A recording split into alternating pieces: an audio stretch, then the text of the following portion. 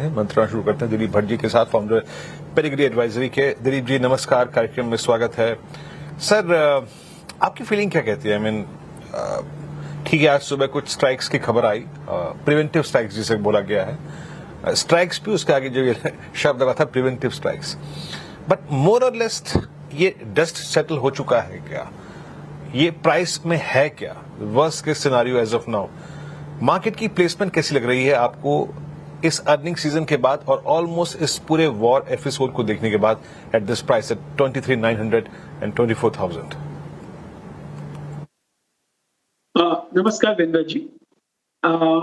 मैं ऐसे कहूंगा कि इंडेक्स ने काफी हद तक ये रिफ्लेक्ट कर लिया है, प्राइसिंग कर लिया है कि ईरान यूएस वॉर एकदम सेटलमेंट की तरफ घूम रहा है और सेटलमेंट कभी भी हो जाएगा। जब तक नहीं होता आई थिंक ये थोड़ी बहुत वॉलेटिलिटी जरूर रहेगी। तो I think that is one factor. Second factor ये भी है कि ये भी न्यूज आ रही है कि शायद government will consider, is open to considering taxes on the FII investments for the bonds and everything. तो मुझे लगता है ये भी एक बहुत ही अच्छा खबर रहेगा फॉर मार्केट्स। एंड थर्ड, अगर हम देखें कि ओवरऑल जहां तक के जो रिजल्ट्स आए हैं वो फिलहाल it has been a mixed bag, लेकिन वैसे भी इतने खराब भी नहीं आए हैं और आई थिंक काफी हद तक I would say it has surprised positively. But मैं इसको इतना इंपॉर्टेंट इसके लिए नहीं देता हूं कि शायद ये क्वार्टर ये ऐसा था कि कौन कहां पर प्रॉफिट कर लिया है बिकॉज ऑफ इन्वेंटरी गेन और has got into a problem because of supply chain logistics. तो इसके लिए मैं उसको इतनी अहमियत नहीं दूंगा। बट ओवरऑल ऐसा लग रहा है कि market is pricing in resolution और यहां से लग रहा है कि, और एक बात जरूर कहूंगा, एफआईआई का जो निगेटिविटी हो रहा है इन टर्म्स ऑफ सेलिंग वो बहुत पीक पे हो गया था। अभी यहां से कुछ भी होगा तो उसका डाइल्यूशन ही होगा और यहां से शायद एक even if they stop selling in with the same intensity, वो भी एक फायदेमंद रहेगा। मैं ये मानूंगा कि अगले 1-2 महीने में शायद market will remain positive and may give a good movement and stock specific movement खास करके रहेंगे। अच्छा सर, दिलीप सर, अगर आप इंडेक्स को देखें, निफ्टी को, निफ्टी बैंक को, मोर लेस वही ट्रैजेक्टरी है, इसमें कोई तब्दीली नहीं आई है। But look at mid cap, look at small cap. आज अगर आप ग्लोबल मार्केट्स को देखें, वेदर इट्स नैस्डैक, डाउ, हमारे एशियन पीएस में कॉस्पी को देखिए, अपनी कई को देखिए, क्या गजब के मूव थे। At least we have something to say and something to put in terms in front of investors कि हाँ जनाब आपने यहां तो कुछ पैसा बनाया। पीएमएस में मैंने देखा है काफी जगहों ने जहां जिन्होंने मिड कैप और स्मॉल कैप की लोडिंग की थी, उन्होंने अप्रैल मई जून में अच्छे पैसे बनाए हैं।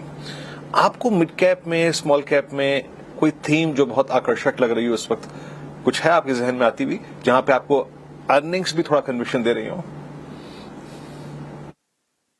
ये बहुत सही कहा आपने कि अगर हम इंडिया को कंपेयर करें vis-a-vis other nations including some of the Asian countries, तो जहां पर उन देशों में शायद फ्रंटलाइन स्टॉक्स ने बहुत अच्छा परफॉर्मेंस दिया है, यहाँ पर एक मिड कैप और small cap is a stand out in terms of the performance.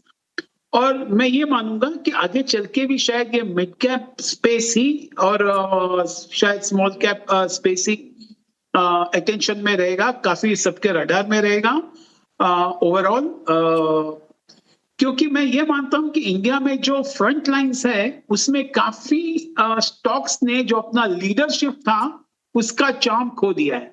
तो अभी उसमें कोई इन्वेस्ट करने जाता है तो I don't think it's more of catching up with the index rather than getting any proactive returns. ये मेरा मानना है कि फ्रंट लाइन स्टॉक्स में थोड़ा बहुत ये हाल हो गया है, लेकिन मिड कैप स्पेस में और स्मॉल कैप में जरूर होगा। और विद इन दैट स्पेस में ये मानूंगा कि something like white goods segment होगा या फिर एसी रिलेटेड होगा या फिर थोड़ा बहुत डिफेंस रिलेटेड होगा। डिफेंस में तो फ्रंट लाइन्स भी अच्छे विजिबिलिटी है in terms of the order book, लेकिन जो मिड कैप्स डिफेंस कंपनीज हैं उसमें भी काफी हद तक विजिबिलिटी आ रही है, तो वो भी एक ठीक रहेगा।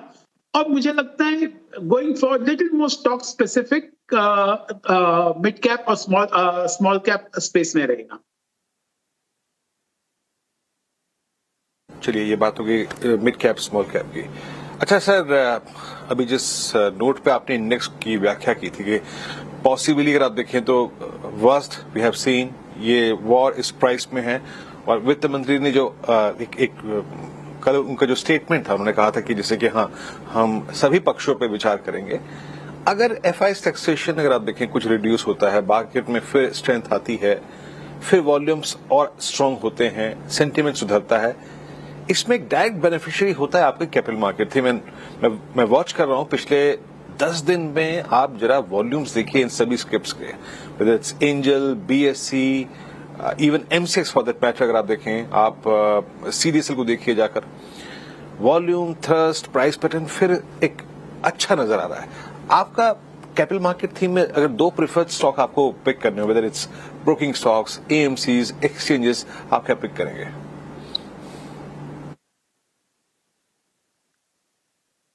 मुझे लगता है कि शायद अगर कैपिटल मार्केट थीम्स में अगर खेलना है तो एक मोतीलाल ओसवाल है जो बहुत अच्छी तरह से नीचे आया हुआ है, तो मुझे लगता है उसमें शायद एक अच्छा मौका मिल सकता है on a longer term basis.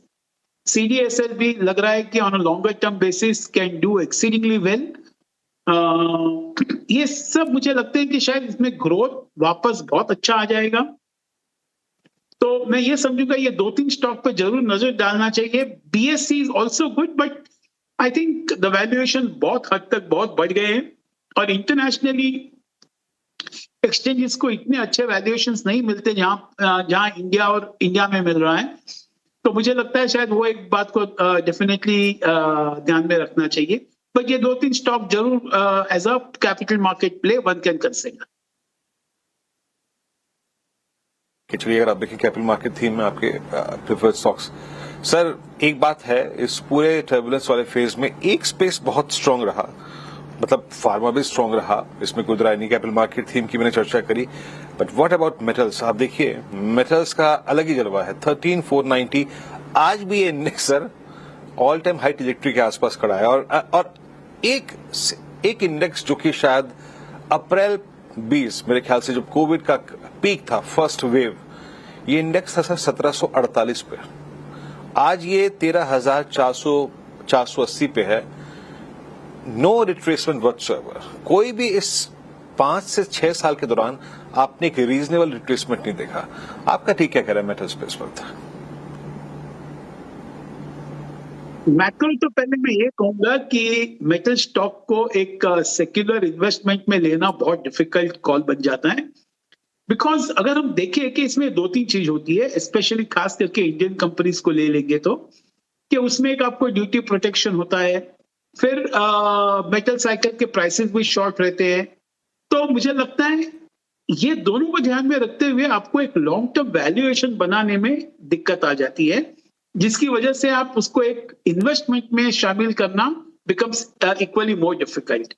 Having said that, I think metal is a space where I think one can play a momentum play definitely. और शायद 6 महीना या 9 महीना कहो कि momentum play में I would say like copper and aluminum still stands out for India.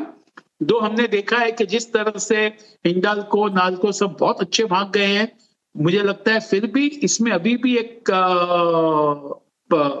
I think there's a good money to be made in the copper stocks as well as in the aluminum stocks. But overall, I will still not be so keen to chase the metal stocks.